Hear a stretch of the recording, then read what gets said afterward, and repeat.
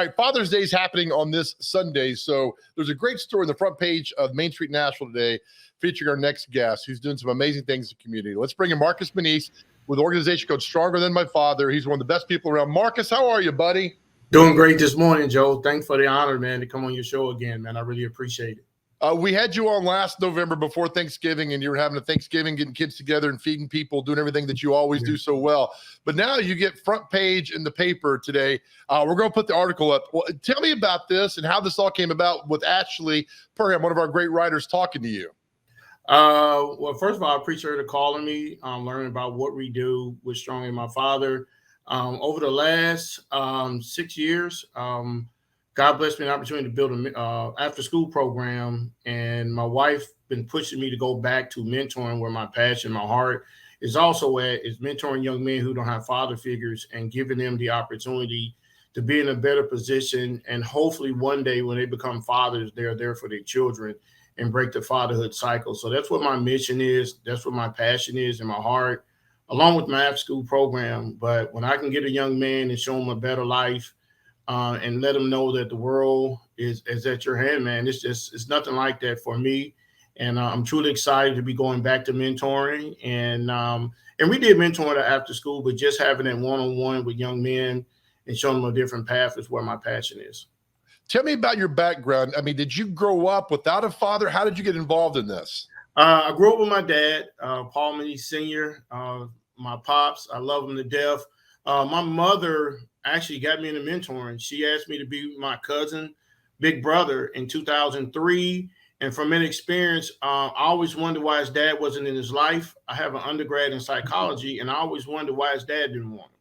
So from that longing and researching, God opened the door for me in 2013 and gave me the name Stronger Than My Father to find a way to break the fatherhood cycle and help young men who struggle in that area to have a better life. So great father. He taught me all the tools I need to be a man, a husband. I'm a father of 2 boys. I'm married almost 21 years to my wife, LaToya. Those key pieces my father trained me, helped me to do the things I'm doing now.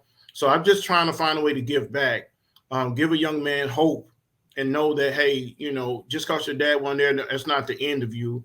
Hey, we're going to, change the narrative, and we're going to break the cycle. And I'm going to put you in a position to be successful. So that's what I enjoy doing.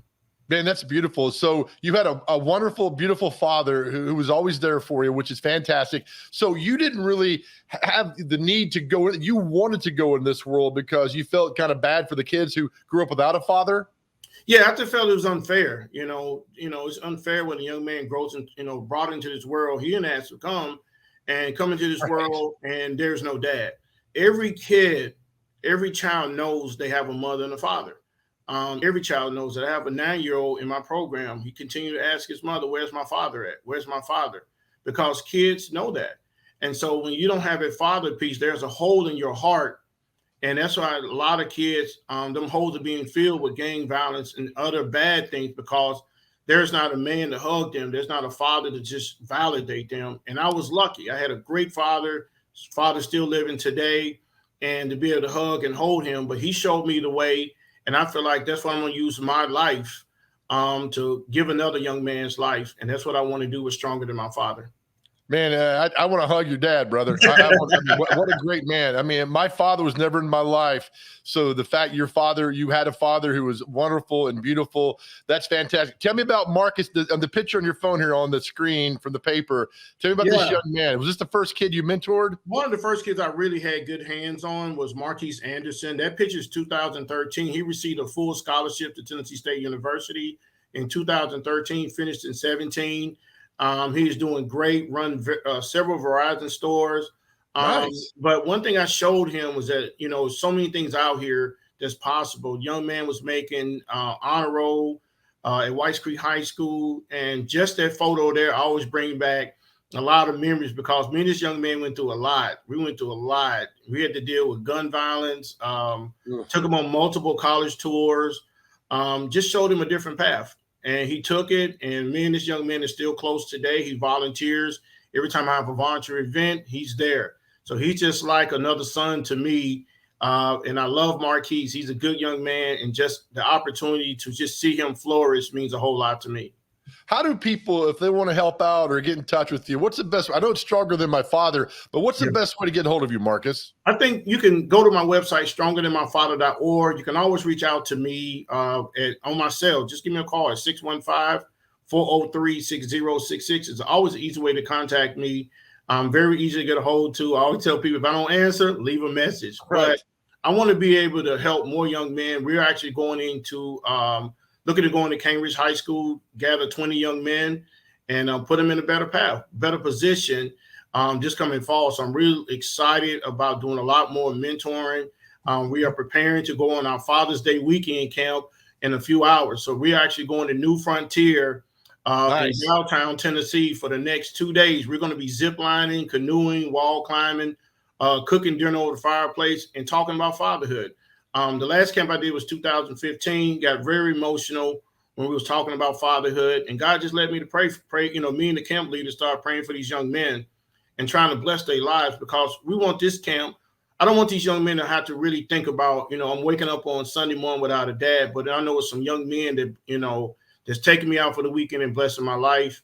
And that's what I want to do this weekend. So my oldest son is coming with me. So I'm really excited for me and my oldest son to just bond even more. My baby boy wanted to go, but, you know, he's a little too young. But my oldest son will be coming to me, Marcus Jr., and, you know, just seeing him get on a zip line, we get out on the lake and canoe.